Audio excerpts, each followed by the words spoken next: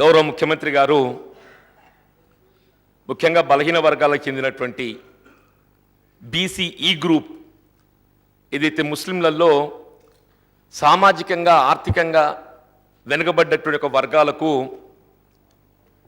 ఇంతవరకు అమలవుతున్నటువంటి యొక్క 4% రిజర్వేషన్ను 12% రిజర్వేషన్ పెంచే విధంగా, అట్లాగే ఎస్టీ గిరిజనులకు ఏదైతున్నదో ప్రస్తుతం అమలవుతున్నటువంటి ఒక 6% వారి జనాభా ప్రాతిపదికన 10% పెంచే విధంగా మరి ప్రభుత్వం చర్యలు చేపడుతున్నట్టు పేర్కొనటం, మరి ఈరోజు వారు సభలో బిల్లు ప్రవేశపెట్టడం జరిగింది అధ్యక్ష. అంటే వాస్తవంగా ఇవాళ ఈ ముస్లిం మైనారిటీ వర్గాలకు సంబంధించి ఈ రిజర్వేషన్ కల్పన గురించి రాజకీయ పార్టీలు అన్నీ కూడా ఒక స్పష్టత రావాల్సినటువంటి ఒక ఆవశ్యకత ఉన్నది. గౌరవ ముఖ్యమంత్రి గారు పేర్కొన్నట్టు ఇది మతపరంగా కల్పించేటటువంటి ఒక రిజర్వేషన్ కాదు.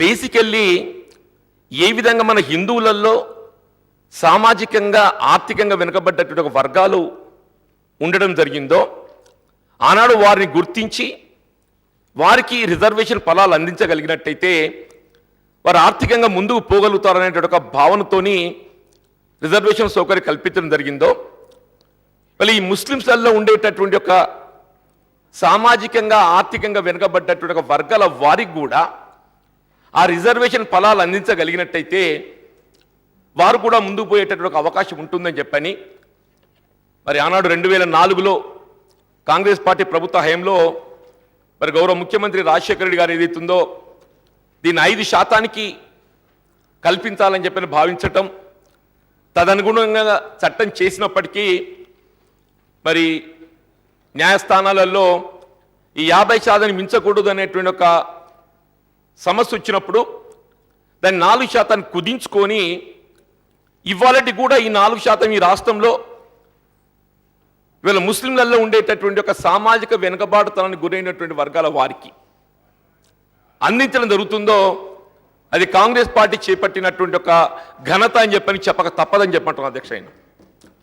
ఇది కేవలం విద్యా ఉద్యోగులలోనే కాదు అధ్యక్ష, రాజకీయాలలో కూడా ఇలా స్థానిక సంస్థల్లో వీళ్ళ గ్రేటర్ హైదరాబాద్ నగరానికి చెందినటువంటి కార్పొరేషన్ ఎన్నికల్లో వాస్తవంగా బలహీన వర్గాలకు రిజర్వేషన్ చేయబడ్డటువంటి స్థానాలలో 50% ముస్లిం మైనార్టీలు పోటీ చేసి గెలవగలిగేటటువంటి అవకాశం లభించింది అంటే అది కేవలం కాంగ్రెస్ పార్టీ ఆనాడు వీళ్ళ ముస్లింలో ఉండేటటువంటి ఒక సామాజిక వెనుకబాటుతనానికి గురైనటువంటి వారిని మరి బలహీన వర్గాల్లో చేర్చడంతోనని నేను మనం చేస్తున్నాను అధ్యక్ష.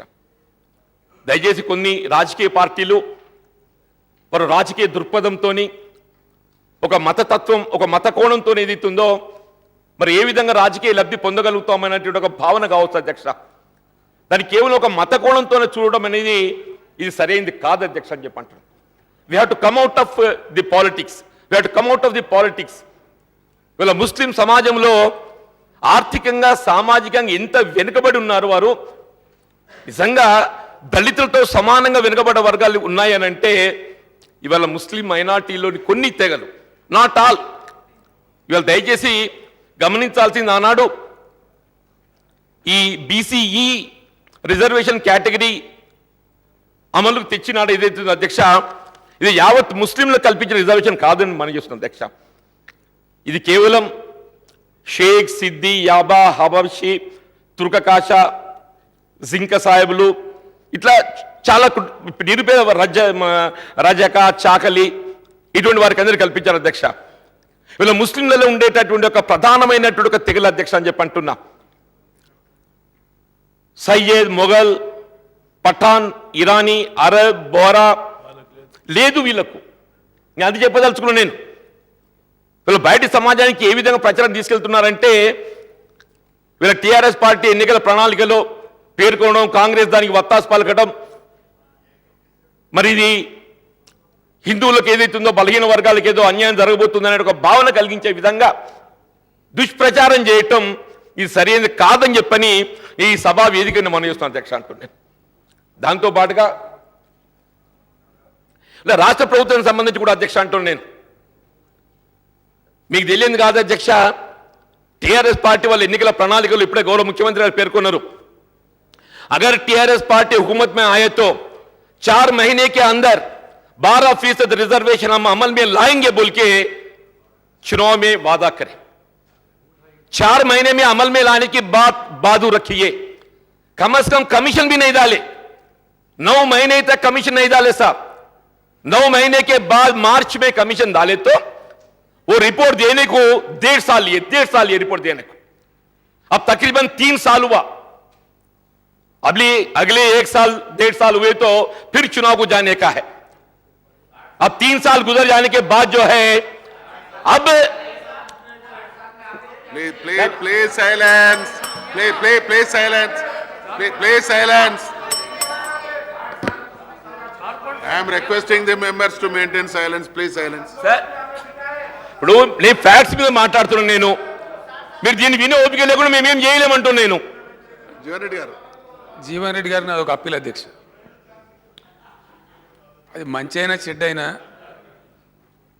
ముస్లింలకు 4% రిజర్వేషన్ తెచ్చింది మీరు. అరే నేను చెప్పే ఇప్పుడు ఇది కాదు. 4% రిజర్వేషన్ ఖచ్చితంగా కాంగ్రెస్ పార్టీ తెచ్చింది, దాన్ని ఇవ్వలు కాదంటారండి. కానీ ఎప్పుడండి మీ 40 సంవత్సరాల పాలన తర్వాత ఇక 4 సార్లు అంటే మీరు 40 సార్లు అయింది మరి మీరు తెచ్చేవారు. మీరు అంత గొప్ప పార్టీ అయితే దేశంలో ముందే తెచ్చి ఉండాలి కదా. ఇప్పుడు నేను ఏమంటాను, ఇంత గొప్ప చరిత్రాత్మకమైన బిల్లు మాట్లాడేటప్పుడు 4 మహినేమే లాతే అని ఇవ్వాలి చెప్పినండి, ఆడ చెప్పినామండి. విషయం ఏంటంటే అధ్యక్ష స్పిరిట్ ఈజ్ ప్లీజ్ సైలెన్స్. అధ్యక్ష ప్లీజ్ సైలెన్స్. ఒక నిమిషం అండి, నేను మళ్ళా చెప్తా ఉన్నా. ఆ సందర్భంలో జరిగిన అనేక వాదోపవాదాల్లో 150 సార్లు నేను డిబేట్లలో పార్టిసిపేట్ అయిన అధ్యక్ష. ఎస్, ఆ రోజు మేము చెప్పింది ఏంటంటే ఇమీడియట్గా కొన్ని మాసాలలోనే తప్పకుండా దాని ప్రక్రియ ప్రారంభిస్తామని చెప్పినాను. ఒక రిజర్వేషన్ దేవాలి, అంటే ఖచ్చితంగా కమిషన్ వేయాలి. ఆ కమిషన్ ఇస్తే మళ్ళీ బీసీ కమిషన్ పోవాలి. It takes time. Definitely cabinet తీర్మానం ముందే చేసినాం మేము. మా క్యాబినెట్ తీర్మానం 2 మहीने చేసినాం. మీరు 4 మहीने అంటున్నారు కానీ సిర్ఫ్ 2 మहीने. సెకండ్ మంత్లో జరిగిన క్యాబినెట్ తీర్మానంలో పాస్ చేసి కమిషన్ అపాయింట్ చేసినాం ఇమీడియట్గా. ఇక మీరు 4 మहीने గంటలకు ఎందుకండి? మీరు ఏదైనా మాట్లాడదాల్సి కూడా మంచి సలహా చెప్తే చెప్పండి. కానీ ఈ బిల్లు మేము మంచి బిల్లు, మీరు 4 తెచ్చినాం, మేము 12 తెచ్చినాం, మీతో 200 హర్షిస్తే మంచి, దాన్ని వెల్కమ్ చేయండి, మీకు కూడా కొత్త గౌరవం దొరుకుతుంది. ఇందులో కూడా ఏదో టీఆర్ఎస్ని విమర్శిద్దామంటే అది దాన్ని మీ విజ్ఞతకే వదిలేస్తాం. అధ్యక్ష, టీఆర్ఎస్ పార్టీని విమర్శ చేయాలి అనేట ఒక దృక్పథం మాకే ఉన్నట్టయితే ఇవాళ ఈ బిల్లు యొక్క ఆవశ్యకత, వీళ్ళ ముస్లింలలో ఉండేటటువంటి ఒక సామాజిక ఆర్థిక వెనుకబాటుతానికి గురైనటువంటి వారికి ఏ విధంగా బీసీ ఈ రిజర్వేషన్ కల్పించాల్సిన ఆవశ్యకత ఉన్నదో మేము సమర్థించడం అధ్యక్ష అంటున్నాను. దాన్ని వ్యతిరేకించే వాళ్ళని తప్పుపట్టిన ఇప్పుడు on floor of this house మా ఉద్దేశం ఆ విధంగా లేదు అధ్యక్ష అంటున్నాను. కానీ ప్రభుత్వం వారి ఆలోచనకు కార్యరూపం ఇవ్వటం లోపల ఏదైతుందో జరుగుతున్న జాప్యాన్ని నేను ఈ సభ ద్వారా సమాజానికి తెలియజేస్తున్నాను అధ్యక్ష అంటున్నాను. వారు నేను 4 మాసాలలో అమలు చేస్తాను ఎక్కడన్నా అని చెప్పారంటే మా వీడియో క్లిప్సింగ్ కూడా ఉన్నాయి అధ్యక్ష, వీడియో క్లిప్సింగ్ కూడా ఉన్నాయి ఆ మాట అన్నట్టయితే. Please silence. Please silence. Please silence. You continue the subject. వారి దగ్గర వీడియో ఉంది, నా దగ్గర కూడా వీడియో ఉంది. 2 monthsనే మేము క్యాబినెట్ తీర్మానం చేసి కమిషన్కు ఆదేశించినటువంటి వీడియో క్లిప్పింగ్ కూడా ఉంది. ఆ రోజు కూడా వీడియో ప్రెస్ కాన్ఫరెన్స్ నేనే మాట్లాడినా, ఆ వీడియో కూడా ఉంది. ఎందుకంటే ఈ వీడియోలది కథ. ఇవాళ ఎవరి తీర్మానాలు ఎవరి వీడియోలు తీర్మానాలు కాదు, వాళ్ళకు కావాల్సింది రిజర్వేషన్ ఫలాలు అందాలి. రిజర్వేషన్ ఫలాలు అందినాయా? ఇవాళ 4 మాసాల్లో మీరు అందిస్తా అన్న రిజర్వేషన్ ఫలాల వరకు అందినాయని అడుగుతున్నాను. అంతే తప్ప ఏదైతున్నదో మేము క్యాబినెట్ తీర్మానం చేసినాం. ఇవాళ కూడా బిల్ పెట్టిండ్రు అధ్యక్ష, ఇవాళ కూడా మీరు బిల్ పెట్టిండ్రు. దీని ఫలితం ఏ విధంగా ఉండబోతుందో దయచేసి ఊహించారు అధ్యక్ష. గౌరవ ముఖ్యమంత్రి గారు ఏదైతుందో ఇప్పుడే సభలో తెలియజేశారు.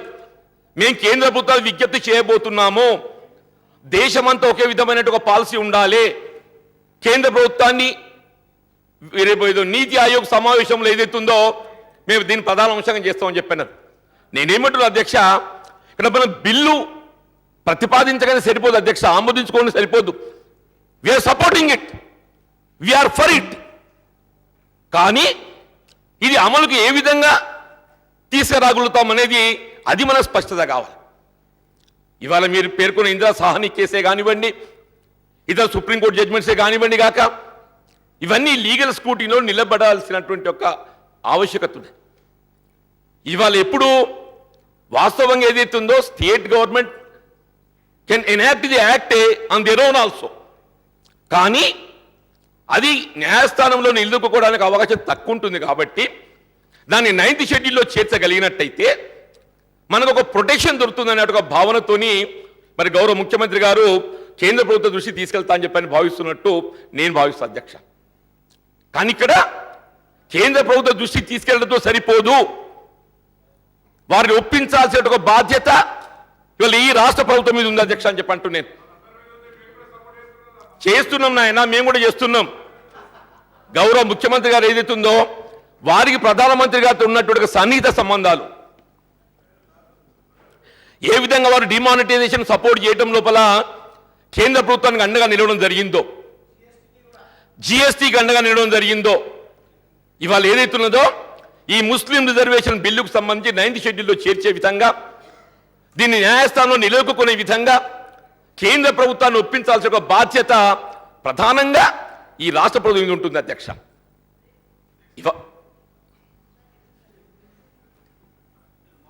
అధ్యక్ష, నేను మిత్రులు జీవన్ రెడ్డి గారికి వారి ద్వారా గౌరవ సభ్యులకు కూడా క్లియర్గా మనవి చేస్తా ఉన్నా అధ్యక్ష. గతంలో కూడా ఈ విషయంలో నేను యాంపుల్గా చెప్పడం జరిగింది. యాక్చువల్ అధ్యక్ష, నేను కొద్దిగా టైం గురించి జీవన్ రెడ్డి 2-3 నిమిషాలు ఇక్కడ ఎక్స్ప్లెయిన్ చేస్తే to the benefit of the members and benefit of the people also. అధ్యక్ష, తమిళనాడులో 1980లో తమిళనాడు ప్రభుత్వం యొక్క సోషల్ వెల్ఫేర్ డిపార్ట్మెంట్ ద్వారా వాళ్ళు 68% రిజర్వేషన్కు జీవో ఇష్యూ చేసి ఇంప్లిమెంటేషన్ స్టార్ట్ చేసినారు అధ్యక్ష. 1980 నుంచి 1990 వరకు 10 years ఆ రిజర్వేషన్ అమలైంది, 68%. ఆ తదనంతరం 1% ఎస్టీసీ కూడా పెంచినారు, అప్పుడు 69% అయింది. 2 సంవత్సరాలు అమలైంది అధ్యక్ష, అప్ టు 92. అంటే 12 సంవత్సరాలు, 10 సంవత్సరాలు 68%, ఆ తర్వాత 69% తమిళనాడు రాష్ట్రంలో నిరాఘాటంగా రిజర్వేషన్ అమలు జరిగింది. ఆ తదనంతరం విపి సింగ్ గారు వచ్చినప్పుడు వారు మండల్ కమిషన్ వేసినారు. ఆ సందర్భంలో కొంత దేశంలో గలాట చెలరేగి ఇందిరా సహాని అనేటువంటి ఒక ఢిల్లీ యూనివర్సిటీ విద్యార్థిని సుప్రీంకోర్టుకి వెళ్ళడం జరిగింది. ఆ కేసులో జడ్జిమెంట్ ఇస్తూ సుప్రీంకోర్టు ఏదైతే ఉందో మీకు 50% మించి ఉండడానికి లేదు అనేటువంటి ఒక తీర్పు చెప్పినారు. అదే జడ్జిమెంట్లో కూడా చెప్పినారు, ప్రత్యేకమైన పరిస్థితి ఉంటే, క్వాంటిఫైయబుల్ డేటా ఉంటే ఎక్కువ పెట్టవచ్చు అని చెప్పినారు. ఆ ధర్మిల తమిళనాడు ప్రభుత్వం ఆ రోజు ఉన్నటువంటి పివి నరసింహారావు గారి ప్రభుత్వాన్ని అప్రోచ్ అయితే పివి నరసింహారావు గారి ప్రభుత్వమే తమిళనాడు ప్రభుత్వానికి అడ్వైజ్ చేసి మీరు మీ శాసనసభలో తీర్మానం చట్టం పాస్ చేసుకొని తీసుకొని రండి, గౌరవ రాష్ట్రపతి గారి అసెంట్ ఇప్పించి 9th షెడ్యూల్లో పెట్టేస్తాం, మీకు రక్షణ వస్తుందని చెప్పారు అధ్యక్ష. ఆ మేరకే యాక్ట్ 45 ఆఫ్ 94 తయారు చేసుకొని వాళ్ళు తమిళనాడు వాళ్ళు వెళ్ళినారు. అప్పుడు పివి నరసింహారావు గారు ప్రధానమంత్రిగా ఉండి దానికి ప్రెసిడెంట్ అసెంట్ ఇప్పించి దాన్ని 9th షెడ్యూల్లో పెట్టినారు అధ్యక్ష. దీని తర్వాత ఏం జరిగిందంటే ఈ 9th షెడ్యూల్లో ఈ విధంగా చేర్చడం కూడా సబబు కాదు అని ఒక పిటిషన్ సుప్రీంకోర్టులో పడ్డది అధ్యక్ష. ఇప్పుడు అది యాజ్ ఇట్ ఈస్గా జీవన్ రెడ్డి గారు ప్రస్తావించారు కాబట్టి నేను ఒక మాట సార్ అందరికీ కూడా తెలవాలి కదా, ఇది సుప్రీంకోర్టు పరిశీలనలో ఉంది. ఏది 9th షెడ్యూల్లో చేర్చడం కూడా సబబా బేసబబా కరెక్టా కాదా అనే విషయం ఇప్పుడు సుప్రీంకోర్టు పరిశీలనలో ఉంది. నేను ముందు నుంచి చెప్పిన పద్ధతి అధ్యక్ష, ఈరోజు Supreme Court judgement almost law of the కంట్రీలా ఉంటుంది. సుప్రీంకోర్టు జడ్జిమెంట్ కాదని చెప్పి 50% కంటే ఎక్కువ అమలు జరగానంటే 9th షెడ్యూల్ ఒకటే మార్గం, డెఫినెట్గా అంతకుమించి మార్గం లేదు. ఆ 9th షెడ్యూల్ కోసం కూడా ఈరోజు మనం అవలంబిస్తున్నది ఏంటంటే తమిళనాడు యాక్ట్ ఏదైతే 45 ఆఫ్ 94 ఉందో ఎగ్జాక్ట్గా ఒక అక్షరం కూడా తేడా లేకుండా రాష్ట్రం పేరు మాత్రమే మార్చి మనం చట్టం తీసుకొని పోతున్నాం అధ్యక్ష. అప్పుడు ఏం జరుగుతుంది అధ్యక్ష, ఖచ్చితంగా తమిళనాడును స్వీకరించి అక్కడ 69% రిజర్వేషన్ అమలును ఒప్పుకుంటున్నటువంటి కేంద్రం మనది కూడా సచ్చినట్టు ఖచ్చితంగా 9th షెడ్యూల్లో పెట్టాలి. ఒకవేళ పెట్టకపోతే ఖచ్చితంగా మనం సుప్రీంకోర్టు కూడా పోయేటువంటి అవకాశం మనకు ఉంటుంది. ఇది ఇండియాలో ఉండే టాప్ మోస్ట్ లీగల్ అడ్వైజర్స్తోనే మాట్లాడే ఈ నిర్ణయానికి వచ్చినాం. డెఫినెట్గా దీన్ని సాధించడానికి మంచి మార్గం మనం ఉంది. అందువల్ల 9th షెడ్యూల్లో ఒకవేళ కేంద్రం పెట్టకపోతే మేము చేతులు ముడుచుకొని కూర్చోమండి, అప్పీల్ చేసేది చేస్తాం, రాజకీయంగా పోరాటం చేసేది చేస్తాం. At the same time Supreme Court తమిళనాడును ఒప్పుకున్న కేంద్రం మనదెందుకు ఒప్పుకోదు? దేశంలో ఒక రాష్ట్రానికి ఒక చట్టం, ఇంకో రాష్ట్రానికి ఇంకో చట్టం ఉంటుందా అనే దాంతో సుప్రీంకోర్టులో మనం ఖచ్చితంగా ల్యాండ్ కాబోతా ఉన్నాం. జీవన్ రెడ్డి గారికి ఎటువంటి అనుమానం అవసరం లేదండి. జీవన్ రెడ్డి గారు. అధ్యక్ష, ఇలా గౌరవ ముఖ్యమంత్రి గారు ఏదైతుందో శాసనసభ సాక్షిగా ఇలా సభ్య సమాజాన్నే కాదు ప్రత్యేకంగా ముస్లిం సమాజాన్ని తప్పుదో పట్టిస్తున్న అధ్యక్ష అంటున్నాను. వారికి టైం ఇచ్చినాం. నేను ఈ మాట ఎందుకంటున్నానంటే ఇవాళ గౌరవ లక్ష్మణ్ గారు వారికి ఇచ్చిన టైం అవైల్ చేసుకుంటున్నారు. సందర్భం వస్తే ముఖ్యమంత్రి గారు క్లారిఫై చేస్తున్నారు. మీకు టైం ఇచ్చినప్పుడు మాట్లాడండి. జీవన్ రెడ్డి గారు, జీవన్ రెడ్డి గారు, మీరు మాట్లాడతారు కదా, ఎట్లా టైం ఇస్తాం కదా. జీవన్ రెడ్డి గారు పేరు పెట్టి అనలేదే, మీ పేరు పెట్టి అనలేదే. జీవన్ రెడ్డి గారు, అవునన్నా మీరు పేరు పెట్టి అనలేను మిమ్మల్ని ఎక్కడ కూడా. నేను భారతీయ జనతా పార్టీ అని అనలే, నేను అనలే. జీవన్ రెడ్డి గారు బీజేపీ అని అనలే. తీయండి, రికార్డు తీయండి. Please no cross talkings. Jeevan Reddy గారు ఇప్పుడు సీఎం గారు చెప్పిండ్రు, చెప్పింది కదా ఇప్పుడు పెట్టినామని. ప్లీజ్ లక్ష్మణ్ గారు కూర్చోండి. సరే మీరు మాట్లాడమని చెప్పండి. మీ పార్టీకి అవకాశం ఇచ్చినప్పుడు మీరు మాట్లాడండి. జీవన్ రెడ్డి గారు మాట్లాడండి. మీ పార్టీకి అవకాశం ఇచ్చినప్పుడు మీరు జీవన్ రెడ్డి గారు మీకు టైం ఇచ్చిన సరే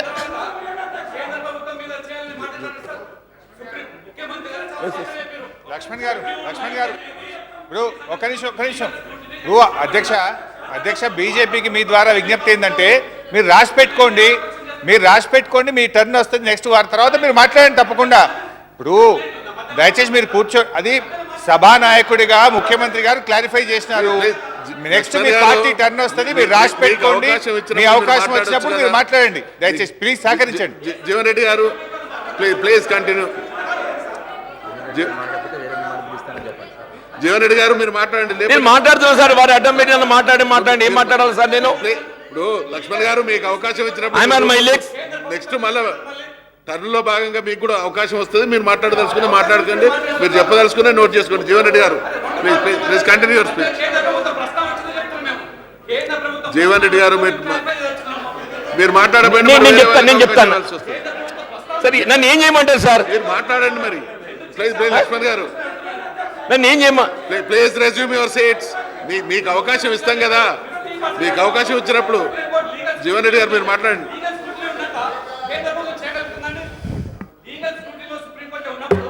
లక్ష్మణ్ గారు నెక్స్ట్ మీరు మాట్లాడే సందర్భం వచ్చినప్పుడు మీరు చెప్పదలుచుకున్నా చెప్పండి. మీరు టైం ఉన్నది కదా, ఆ కంటిన్యూషన్ మీరు వస్తారు కదా. No I'm not allowing. Jeevan Reddy గారు సార్ నేను జీవన్ రెడ్డి గారు మాట్లాడుతున్నాను సార్ అంటే సార్ దయచేసి నన్ను ఇంటరప్ట్ చేయకండి, నన్ను దండం పెడతానే. మరి నేను ఛాంపియన్ చేస్తున్నా వాళ్ళను.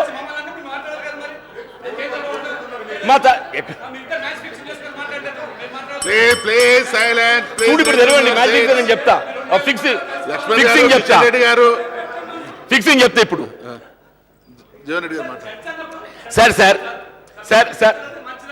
సార్ ఇప్పుడు గౌరవ ముఖ్యమంత్రి గారు ఏదైతున్నదో 9th షెడ్యూల్ సంబంధించి వారు సభను తప్పుదో పట్టించే విధంగా మాట్లాడటం కొంత అది ఇబ్బందికరంగా ఉంది అధ్యక్ష. ఒకటి మాత్రం కరెక్ట్ ఏంటంటే ఇవాళ తమిళనాడు గవర్నమెంట్కి సంబంధించి 69% 50% ఎక్సీడ్ అయి అమలు చేసుకునేటటువంటి ఒక అవకాశం కల్పించడానికి 9th షెడ్యూల్లో చేర్చే విధంగా మరప్పటి భారత ప్రభుత్వం తమిళనాడు రాష్ట్ర ప్రభుత్వం సూచించడము, వారు ఆ విధంగా శాసనసభ ద్వారా కేంద్ర ప్రభుత్వం విజ్ఞప్తి చేయడము, కేంద్ర ప్రభుత్వం ఏదైతుందో పార్లమెంట్ ద్వారా దాన్ని 9th షెడ్యూల్లో చేర్చడం జరిగింది అధ్యక్ష. అది కూడా ఇప్పుడు ఇలా లీగల్ స్క్రూటినీలో ఉన్నది. ఇవాళ మీకు ఈ ఎన్డీఏ ప్రభుత్వం 9th షెడ్యూల్లో చేర్చదనే విశ్వాసం మీకున్నదా? దయచేసి ఎట్లా? సరే, ఇప్పుడు జీవన్ రెడ్డి గారు, నాది ఒకటే రిక్వెస్ట్ మీతో, you are also an advocate. You cannot cause aspersions directly on the chief minister as if I'm misleading the house, which is not correct, which is not correct. You cannot cause like that. No, I'm sorry. ఎందుకంటే sir, ఇప్పుడు అధ్యక్ష, మీకు విశ్వాసం ఉన్నదా? మీకు లేకపోవచ్చునండి ఆత్మవిశ్వాసం, మాకుంది. ఒకటి. రెండవది, what you say is totally wrong, thoroughly wrong. Whether it is NDA government or UPA government of India is government of India. It can have no escape. మీరు అడ్వకేట్ కూడా మీకు అర్థం కాక మీరు కన్ఫ్యూజ్ అవుతున్నారు. Yes, you are confused and trying to confuse others. Please don't confuse others and don't tell that CM is misleading the house. I am not misleading, you are misleading. You are misleading the house, don't mislead. గారి నిజంగానే విశ్వాసం ఉందని చెప్పిన వారు భావిస్తుంటే, వారు ఎన్నికల్లో చేయని వాగ్దానాలకు సంబంధించి కూడా మేం మిషన్ భగీరథ పూర్తి చేసుకొని నీళ్లు దాగియకుంటే మేము ఓట్లు అడగమని చెప్పని వారు ధైర్యంగా చెప్తున్నారు. అధ్యక్ష, ఇవాళ నేను అడుగుతున్న ఇదే సభ ద్వారా, మీకు అదే ప్రభుత్వాన్ని ఒప్పిస్తా, నేను బీసీఈ గ్రూప్కు సంబంధించి 12% రిజర్వేషన్ అమలు చేయగలుగుతా అని చెప్పని విశ్వాసం మీకుంటే, రేపు రాబోయేటటువంటి ఒక శాసనసభ ఎన్నికల్లో ఏదైతుందో వీళ్ళ ముస్లిం రిజర్వేషన్ బీసీఈ వర్గానికి 12% అమలు చేయలేకున్నట్టయితే నేను ముస్లిం వర్గాల ఓటు అడగాని చెప్పండి అధ్యక్ష. మరి చెప్పండి, మీకు అంత విశ్వాసం చెప్పండి అంటున్నాను. జీవన్ రెడ్డి గారు, సంఖ్యాబలం ఉండగా ఏదైతుందో మేము ఏదైనా మాట్లాడదాం అనుకుంటే ఎట్లా అధ్యక్ష? ఇవాళ ఏదైతుందో మీ సంఖ్యాబలంతో ఏదైతున్నదో సమాజాన్ని ఏదైతే మీరు మరచలేదని చెప్పండి అధ్యక్ష. అధ్యక్ష, సబ్జెక్ట్ చెప్పండి. ఇవాళ 9th షెడ్యూల్ సంబంధించి కూడా ఇది లీగల్ స్కూటీలో ఉన్నది అనేది సత్యం అధ్యక్ష. లీగల్ స్కూటీలో ఏ సబ్జెక్ట్ ఉన్నది? ఇవాళ 9th షెడ్యూల్లో చేర్చబడ్డటువంటి ఒక తమిళనాడుకు సంబంధించిన అంశం మాత్రమే సుప్రీంకోర్టు పరిశీలనలో ఉన్నది. Not entire subject of exceeding 50%. మీరే అన్నారు అధ్యక్ష, ఇందిరా సహాని కేసులో ఏదైతున్నదో 50% ఎక్సీడ్ కావడానికి క్వాంటం ఏదైతుందో గణాంకాలు చూపెట్టగలిగినట్టయితే అది ఎక్సీడ్ కావచ్చు ప్రత్యేక పరిస్థితుల్లో అని చెప్పని మీరే పేర్కొన్నారు. ఇట్స్ వెరీ క్లియర్, మీరు ఇచ్చిన స్టేట్మెంట్లోనే. Constitution may exceed 50% of the appointments or post by making out a case sowing existence of ఎక్స్ట్రానస్ circumstances for exceeding limit. ఇది తమిళనాడు ప్రభుత్వానికి సంబంధించిన ఒక అంశం సుప్రీంకోర్టు పరిశీలన ఉన్నది. సుప్రీంకోర్టు అయినా తీర్పు ఇవ్వబోయినట్టయితే that's binding only for Tamil Nadu subject, that's not for entire nation. అధ్యక్ష, it is really unfortunate to hear from an advocate like this. The judgment of Supreme Court becomes law for the nation. My dear learned advocate friend, please try to know it. Tamil Nadu సంబంధించిన judgement తమిళనాడుకే పరిమితం కాదు అధ్యక్ష. Covered matter అని చెప్పి supreme court judgement ఉన్నా, high court judgement ఉన్నా, ఇంకో మ్యాటర్లో ఇది కవర్డ్ మ్యాటర్ అని వాదిస్తారు అడ్వకేట్స్. మరి మీరు అడ్వకేట్ అయి ఉండి రాజకీయాల కోసం ఇంత ఘోరంగా మాట్లాడడం అనేది చాలా దుర్మార్గం అధ్యక్ష. ఇంకో విషయం చెప్తా ఉన్నా, it is not that reservation has not exceeded 50%. It has already exceeded. It is under implementation in 7 states of the country. 7 రాష్ట్రాల్లో ఉంది. 5 రాష్ట్రాలు, మన 50 ఎక్సీడ్ కాలేదు కానీ 5 రాష్ట్రాల్లో ఎక్సీడ్ అయి ఉంది. 80% రిజర్వేషన్ అమలు చేసే రాష్ట్రాలు కూడా ఉన్నాయి, 60 చేసే రాష్ట్రాలు కూడా ఉన్నాయి, 69 చేస్తున్న తమిళనాడు కూడా ఉంది. సుప్రీంకోర్టు పరిశీలనలో ఉన్న అంశం అధ్యక్ష, వారి జడ్జిమెంట్లోనే వారు చెప్పినారు తమిళనాడుకు పరిమితమై ఉండదు అది. అందుకే ఇంత టైం పడతా ఉంది. నేనేమంటున్నాను అధ్యక్ష, మేము పెట్టుకున్నటువంటి పద్ధతి ఆ రోజు కూడా నేను చెప్పిన, ఈ రోజు కాదు. ఎన్నికలకు చాలా ముందు చాలా సభలలో చాలా టేబుల్ నా దగ్గర ఉన్నాయి. ఇప్పుడు అందులో నేను స్పష్టంగా చెప్పింది ఏంటంటే, ఉన్న ఏకైక మార్గం సుప్రీంకోర్టు ఒక షరతు విధించిన తర్వాత మన ముందున్న ఏకైక మార్గం మనం పార్లమెంట్ రూట్లో 9th షెడ్యూల్లో పోవడం తప్ప వేరే లేదు. అదే పందాలో మేము కూడా సాధిస్తామని చెప్పినాం అధ్యక్ష. నేను మళ్ళా చెప్తా ఉన్నా, నేను ఇలా భారత ప్రభుత్వానికి అప్పీల్ కూడా చేసిన. ఇవన్నీ ఒక రాష్ట్రం నుంచే లేదు అధ్యక్ష, ఇలా రాజస్థాన్ రాష్ట్రం ఎక్కడైతే భారతీయ జనతా పార్టీ పరిపాలన చేస్తూ ఉందో రాజస్థాన్ రాష్ట్రానికి సంబంధించి గుజ్జర్లు జాట్లు అక్కడ ఉద్యమాలు చేస్తే ఆ ప్రభుత్వం కూడా 68% పెంచుకుంటామని చెప్పి తీర్మానం చేసి కేంద్రానికి పంపించున్నది, అక్కడ పెండింగ్లో ఉన్నది. మహారాష్ట్ర వాళ్ళు పంపించున్నారు, వాళ్ళు కూడా పెండింగ్లో ఉన్నది. ఒక తెలంగాణనే పోతలేము అధ్యక్ష, ఈ సమస్య ఒక తెలంగాణకే లేదు. కాబట్టి జీవన్ రెడ్డి గారికి నాది ఒకటే అప్పీల్, మీరు ఏదో రకంగా గవర్నమెంట్ని ఏదో చేసి చూపెడదామనే ప్రయత్నం మీకు పనికిరాదండి, దానిలో మీరు సఫలం కాలేరు. ఇక్కడ మీకు స్కోప్ లేదు. మేము టైం తీసుకొని కమిషన్ పద్ధతి ప్రకారం చేసి ఇంపెకబుల్ డేటా కలెక్ట్ చేసి చాలా లీగల్ ల్యూమినరీస్ని కాంటాక్ట్ చేసి అదే పద్ధతిలో మేము ముందుకు పోతా ఉన్నాం. ఆ ప్రకారంగా మీరు సమర్థిస్తామని చెప్పినారు సంతోషం, కానీ ఏదో కొడుగుడు మీద ఈకలు బీకి టీఆర్ఎస్ ప్రభుత్వాన్ని బదనాం చేయొచ్చు అనుకుంటే అందులో మాత్రం మీరు సక్సెస్ కాలేరనే మనం చేస్తాం. వీళ్ళ గౌరవ ముఖ్యమంత్రి గారు ఏదైతున్నదో మరి ఈ విధంగా నన్ను ఇంటరప్ట్ కావడం పక్కన పెట్టండి అధ్యక్ష. నేను న్యాయవాదిని, నాకుండేటువంటి ఒక ఆలోచన లీగల్ కాన్సెప్టే నాకున్నది. దయచేసి అడ్వకేట్ జనరల్ గారిని కాల్ ఫర్ చేయండి. ఈ హౌస్లో ఎప్పుడైనా ఏదైనా అనుమానం వచ్చినప్పుడు we can someone the advocate general, let us summon the advocate general, let us take clarity. మీకు అనుమానం ఎప్పుడు మాకు అనుమానం ఉంది. వీళ్ళు ఇంత పెద్ద చట్టాన్ని రూపొందించుకుంటున్నప్పుడు మనము ఇది మన బాధ్యత కాదు అధ్యక్ష. ఇవాళ క్యాన్ ఎనీ కోర్ట్, ప్లీజ్ దయచేసి నేను మంచిగా మాట్లాడుతున్నా, దయచేసి can any court direct the union government to include in 9th schedule?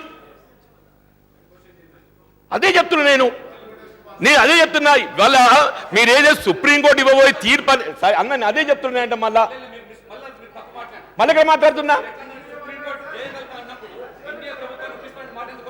నేను అదే అంటున్నా అంటే మీ టర్న్ వచ్చినప్పుడు మీరు మాట్లాడండి లక్ష్మణ్ గారు ప్లీజ్. నేను అదే అంటున్నా కూర్చోను. ఇవాళ అధ్యక్ష నేను గౌరవ ముఖ్యమంత్రి గారితో విజ్ఞప్తి చేసింది, ఇవాళ సుప్రీంకోర్టులో లీగల్ స్కూటీలో ఉన్నది తమిళనాడు గవర్నమెంట్ సంబంధించిన అంశం అధ్యక్ష. They can uphold it. That can become case law. No doubt in it.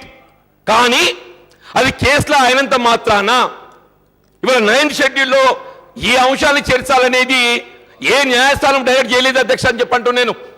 ఇవాళ 9th షెడ్యూల్ అనేది కేవలం రిజర్వేషన్గా పరిమితం కాదు. 9th షెడ్యూల్లో 89 అంశాలు ఇంతవరకు చర్చబడ్డాయి అధ్యక్ష అని చెప్పంటూ నేను. ఇవన్నీ లీగల్ స్కూటీకి నిలదొక్కున్నప్పుడు మాత్రమే ఈ ముందుకు పోగలుగుతాయి అధ్యక్ష అని చెప్పంటాం. నా ఉద్దేశం వల్ల అధ్యక్ష, ఇవాళ ఇప్పటికే ఈ ముస్లిం వర్గాలలో సామాజికంగా ఆర్థికంగా వెనుకబడ్డ వారు ఏదైతున్నదో వారికి అన్యాయం అవుతుంది, దగా చేయబడుతున్నారు. వారు మరింత దగా చేయబడకుండా వారికి ఏదైతే సత్వరమే రిజర్వేషన్ ఫలాలు అందాలని చెప్పంటే ఒకటే మార్గం, ఇవాళ మీరు కేంద్ర ప్రభుత్వం ఒప్పించి 9th షెడ్యూల్లో ముందు చేర్పించండి. తదుపరి ఏదైతే ఉందో అది లీగల్ స్కూటీలో నిలదొక్కునే విధంగా చర్యలు మీరు చేపట్టాలి అధ్యక్ష. అంటే నేను వేరే ఉద్దేశంతో మాట్లాడలేదు అధ్యక్ష. ఇలా బీసీ కమిషన్ ఏదైతే ఉందో గౌరవ ముఖ్యమంత్రి గారు వేసిండ్రు, సభ్యులందరూ కూడా వారి సూచన మీద ప్రస్తుతానికి తెలంగాణ ప్రభుత్వం ప్రవేశపెట్టబోతున్న రిజర్వేషన్లపై అసెంబ్లీలో వాదోపవాదాలు జరుగుతున్నాయి. కాంగ్రెస్ నేత జీవన్ రెడ్డికి